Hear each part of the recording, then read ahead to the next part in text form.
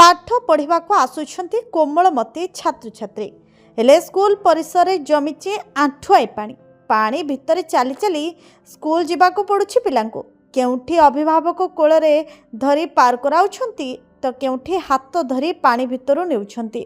एभली चित्र केन्दुझर जिला पाटना ब्लॉक रो पंदरपुर उच्च प्राथमिक विद्यालय सामना को आसी।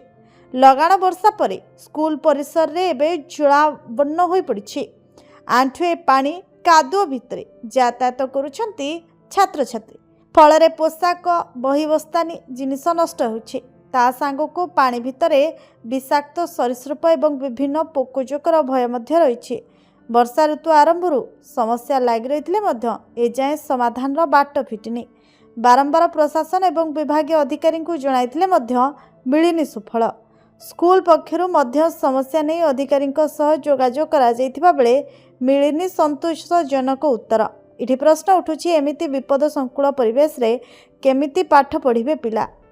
दुर्घटना घटिबा पूर्व काहेकि चेतुनाई प्रशासन।